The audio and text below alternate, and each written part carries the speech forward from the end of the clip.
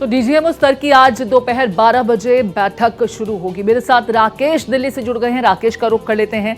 राकेश, बहुत महत्वपूर्ण ये बैठक होगी क्योंकि इस बैठक में, इस चर्चा में क्या, किस तरीके से, किस कंडीशन को लेकर के, किन शर्तों के साथ हम सीजफायर में आगे बने रहेंगे, इस पर बातचीत तय होगी। क्या कुछ जानकार कह रहे हैं, क्योंकि कुछ रिपोर्ट्स सामने आ रही थी जिसमें कहा गया कि जो सैंक्शंस भारत की तरफ से लगाए गए थे वो सैंक्शंस अभी जारी रहेंगे। देखिए प्रीति, जो प्रतिबंध लगाए गए थे वो अभी भी जारी हैं। जी। भारत ने ऐसा कुछ कदम नहीं उठाया है या कुछ कहा नहीं है जिसे ये कहा जा सके कि जो प्रतिबंध है वो हटाए जा चुके हैं। चूंकि आपने देखा होगा कि सीज फायर के चंद घंटों के बाद ही जो सीज फायर का वायलेशन है, उल्लंघन है, वो पाकिस्तान ने खुलेआम किया था। जो जम्मू कश्मीर के सीमावर्ती इलाके हैं वहाँ लगातार ड्रोन से हमले किए गए थे। इस बात को भी जो डीजीएमओ स्तर की बैठक है उसमें भारत उठा सकता है। इसके अलावा जो सिंधु जल समझौता है उसको लेकर के भी पाकिस्तान की तरफ से सवाल उठाए जा सकते हैं, चूंकि प्रतिबंध अभी भी जारी है। और जिस तरीके से अटैक हुआ, 26 निर्दोष लोग मारे गए, वो मुद्दा भी भारत उठा सकता है। चूंकि कल जो है आपने देखा होगा और जो बैठक हुई थी, जो प्रेस ब्रीफिंग हुई थी, उसमें साफ तौर पे तीनों सेनाओं के, और उसमें डीजीएमओ भी थे, घई साहब, उन्होंने साफ तौर पे ये कह दिया कि देखिए ऑपरेशन सिंदूर अभी रुका नहीं है और ऐसा नहीं है कि हमारी सेना सीमाओं पे तैनात नहीं है। उनको खुली छूट भी है कि अगर कोई भी कार्रवाई होती है तो उनका वो माकूल जवाब दे सके। तो चूंकि महत्वपूर्ण बैठक है, थोड़ा सा इंतजार करना होगा। 12 बजे की बैठक है तो देखना होगा कि दोनों देशों के बीच, चूंकि कल जो सरकार ने बताया कि पाकिस्तान के डीजीएमओ ने फ़ोन किया था, लिहाजा आज जो है ये बैठक प्रस्तावित थी। तो आज ये बातचीत होगी और उसमें क्या कुछ निकल करके सामने आता है ये थोड़े से वक्त का इंतजार करना होगा। लेकिन भारत का जो स्टैंड है, जो रुख है, वो पूरी तरीके से साफ है कि किसी भी तरीके से आतंकी गतिविधियों को बर्दाश्त नहीं किया जाएगा। चूँकि आपने देखा होगा कि भारत पहले ही कह चुका है कि देखिए अगर कोई भी आतंकी अटैक होता है तो उसको भारत के खिलाफ युद्ध माना जाएगा। ये बहुत बड़ी बात भारत की तरफ से कही गई थी। लिहाजा पाकिस्तान को जब ये बात होगी तो भारत की तरफ से ये मुद्दा भी उठाया जा सकता है कि हमने जो भारत सरकार है ये स्टैंड, ये कदम उठाया है। तो थोड़े से वक्त का प्रीति इंतजार और करना होगा। जी ठीक है। यहाँ पर जानकार लेकिन यही कह रहे हैं कि फिलहाल जो भारत की स्थिति है वो पाकिस्तान पर काफ़ी हद तक हावी होने जैसी है। पाकिस्तान के जो अधिकारी हैं वो खुद परेशान थे, वो एनएसए से बातचीत करना चाह रहे थे, इस तरह की जानकारी आ रही है। लगातार वहाँ के डीजीएमओ, भारत के डीजीएमओ से बात करने के लिए संपर्क साधने की कोशिश कर रहे थे और पाकिस्तान ही अमेरिका तक जाता है कि भाई युद्ध को रुकवाइए, कुछ ऐसी स्थितियाँ क्रिएट हों जिससे ये युद्ध जैसी जो स्थिति बनी हुई है उससे हम उबर सकें। ऐसे में भारत के पास एक हाथ तो मैं कह सकती हूँ एडवांटेज है ही पाकिस्तान के ऊपर। अटारी बॉर्डर का बंद रहना, सिंधु जल समझौता, पाकिस्तान के साथ किसी भी तरीके का व्यापार या जो दूसरी तरह के ट्रेड्स हैं उस पर पूरी तरह से अभी भी प्रतिबंध कायम रहेंगे। इसको लेकर कितने चांसेस नजर आते हैं? जी बिल्कुल, देखिए जब बातचीत होगी तो ये मुद्दे जो है वो इस दौरान जो है वो भारत की तरफ से उठाए जाएंगे। और जाहिर सी बात है कि देखिए सीज फायर, अगर मेरी भी डिफेंस एक्सपर्ट से बात हुई थी, उन्होंने साफ तौर पे ये कहा था कि देखिए भारत ने अपनी शर्तों पे समझौता किया है। जो सबसे महत्वपूर्ण बात है वो जब डीजीएमओ स्तर की बातचीत प्रीति होगी तो उसमें कोई तीसरा देश उसमें मध्यस्थता नहीं करेगा। भारत ने पहले ही साफ कर दिया है कि तीसरे देश की कोई ज़रूरत नहीं है। क्योंकि आपने देखा होगा कि अमेरिका ने सीज फायर के लिए मीडिएशन किया, मध्यस्थता की, तो तमाम चीज़ें खुल करके सामने आई। लेकिन एक बात और सामने आई कि भारत ने अपने शर्तों पे ये सीज फायर ये है उसको किया है। तो साफ तौर पे कहा जा सकता है कि भारत कहीं से भी झुकने वाला नहीं है। भारत का पलड़ा जो है वो भारी है। और जब डीजीएमओ स्तर की बातचीत होगी तो जाहिर सी बात है जिस तरीके से 26 निर्दोष लोगों को पहलगाम में आतंकियों द्वारा मारा गया, वो मुद्दा भी भारत जरूर उठाएगा। अब ये देखना होगा कि पाकिस्तान की तरफ से कौन से मुद्दे उठाए जाते हैं। चूंकि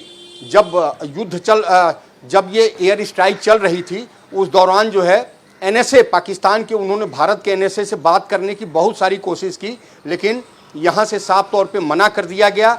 भारत के एनएसए की पाकिस्तान के एनएसए से बातचीत नहीं हो पाई, चूँकि युद्ध विराम हो चुका है, सीज फायर हो चुका है।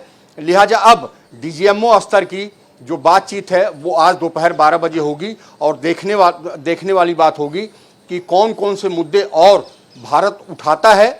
और जिस तरीके से पाकिस्तान ने भारत पे अटैक किया ड्रोन से, मिसाइल से, सिविलियन पर, ये तमाम मुद्दे भी उठाए जाएंगे। जो सूत्रों से जानकारी आ रही है कि भारत जो है अपने इन तमाम मुद्दों को पाकिस्तान के समक्ष उठाएगा। यहाँ पर भारत की जवाबी कार्रवाई में पाकिस्तान को जितना नुकसान पहुंचा, पाकिस्तान की सेना का मनोबल काफ़ी डाउन हो चुका था, ये जानकारी मिल रही है। और जिसका जिक्र आप भी कर रहे हैं कि वहाँ के एनएसए लगातार, भारत के एनएसए अजीत डोभाल साहब से बातचीत करने की लगातार कोशिश करते रहे। कई मरतबा संपर्क साधने की कोशिश की गई, लेकिन भारत की तरफ से किसी बातचीत को आगे नहीं बढ़ाया गया। सिर्फ डीजीएमओ स्तर की बातचीत के बाद सीज फायर का फैसला हुआ था। यहाँ पर विपक्षी खेमा बार बार एक सवाल पूछ रहा है राकेश, हालांकि मैं सियासत के इन सवालों से खुद को दूर रखना चाहती हूं, लेकिन देश की जनता भी जानना चाहती है कि क्या पाकिस्तान के विरुद्ध अब भारत की तरफ से और कोई फर्दर कार्रवाई नहीं होगी।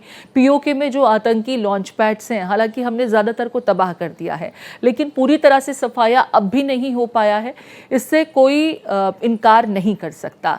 पीओके को लेकर के जो दावे किए गए थे, जो बातें की गई थी, देश की जनता कह रही है कि जब इतना हम अंदर घुस गए थे तो इस बार पीओके भी वापस ले आते। उन वायदों को क्या हम भूल गए हैं या उन पर आगे भी काम होता रहेगा? प्रीति, देखिए, कल जब सेना की ब्रीफिंग हो रही थी जिसमें डीजीएमओ भी मौजूद थे, उन्होंने साफ तौर से तफसील से ये बात बताई कि उनके 35 से 40 जो सैनिक हैं और उसमें अफसर भी हैं वो भी मारे गए हैं, 100 आतंकी मारे गए हैं। तो जो भारत की स्ट्राइक थी बेहद ही महत्वपूर्ण थी। इसके साथ साफ तौर पे भारत की तरफ से कहा गया कि देखिए, हमारा कतई ये इरादा नहीं था, हमने पहले से ही निशानों को जहां पे हमें स्ट्राइक करना था उनको हमने पहले से ही अपने नक्शे में बता रखा था और हमें ये जानकारी थी कि हमको कहां कहां स्ट्राइक करना है। और हमने किसी भी सिविलियन जगह जहां पे आम नागरिक रहते हैं वहां पे हमने स्ट्राइक किया ही नहीं।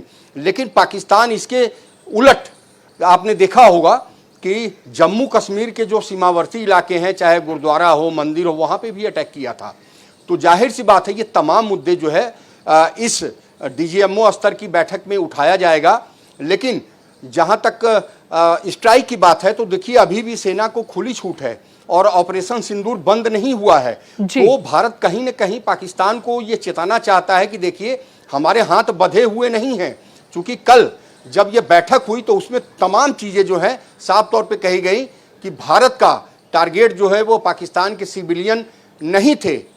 और जो उनके, पाकिस्तान ने ये बात खुद स्वीकार की है कि उनका एक स्क्वाड्रन लीडर मारा गया है। ये तमाम चीज़ें जो है जब डीजीएमओ स्तर की बातचीत होगी, तमाम ऐसे जो सवाल हैं, बिल्कुल हर एक पहलू पर विस्तार से बातचीत होगी। और जो सीज फायर के जो कंडीशंस हैं उनको लेकर के यहाँ पर डेफिनेटली कुछ सिचुएशन क्लियर होगी, स्थिति स्पष्ट होगी कि किन स्थितियों में ये युद्ध विराम जारी रहेगा। यहाँ पर राकेश, पाकिस्तान की फितरत, उससे हर कोई वाकिफ है। सीज फायर की बात करते हैं और 3 घंटों में ही उनकी तरफ से फायरिंग शुरू हो जाती है। फिर खबर मिलती है कि पाकिस्तान की सल्तनत का उसकी सेना पर कोई कंट्रोल रहा नहीं है और ये हमेशा हमने देखा भी है, वहाँ तख्ता पलट सेना ही करती रही है। ऐसे में हम सीज फायर में तो लगातार बने रहें, इसके लिए इन शर्तों पर बातचीत होगी। लेकिन पाकिस्तान पर भरोसा कितना किया जाए? लोग यही कह रहे हैं कि पीठ में खंजर भोंकने का वो पुराना आदी रहा है। उसने पहले भी कई मर्तबा एक तरफ से बातचीत के लिए कदम आगे बढ़ाते हैं और दूसरी तरफ से आतंकी गतिविधियों को प्रायोजित करना शुरू कर देते हैं। इसे लेकर के भी संशय लोगों के जहन में है। पाकिस्तान पे भरोसा नहीं किया जा सकता है और यही कारण है कि भारत ने साफ कर दिया है कि ऑपरेशन सिंदूर को रोका नहीं गया है। तो कहा जा सकता है कि भारत की स्थिति इन देशों के बीच जो तनाव चल रहा है उसको लेकर के स्पष्ट है। क्योंकि पाकिस्तान ही अमेरिका के पास गया था सीज फायर के लिए और भारत ने अपनी शर्तों पे सीज फायर किया है। अब वो जी। तमाम प्रतिबंध जो है वो अभी भी जारी हैं। तो आप समझ सकती हैं कि भारत की स्थिति कितनी मजबूत है और बिल्कुल। जिस तरीके से आतंकवाद को प्रायोजित भारत में किया जा रहा है उससे भारत को काफी नुकसान हो रहा है। और यही कारण है, देखिए जो सबसे महत्वपूर्ण चीज है कि भारत ने स्पष्ट कर दिया है कि अगर भविष्य में कोई आतंकी घटना होती है, हमारे नागरिक मारे जाते हैं, तो बिल्कुल उसको ठीक कह रहे हैं राकेश आप। अगर फ्यूचर में भी कोई एक्ट ऑफ टेररिज्म पाकिस्तान की तरफ से भारत की सरजमीन पर किया जाता है तो उसे एक्ट ऑफ वॉर ही माना जाएगा। सीज फायर के पहले भारत की तरफ से ये स्पष्टता के साथ दो टूक अंदाज में वहां के डीजीएमओ को कन्वे किया गया है और ऐसी स्थिति में गोली का जवाब भारत गोले से देने से पीछे नहीं हटेगा।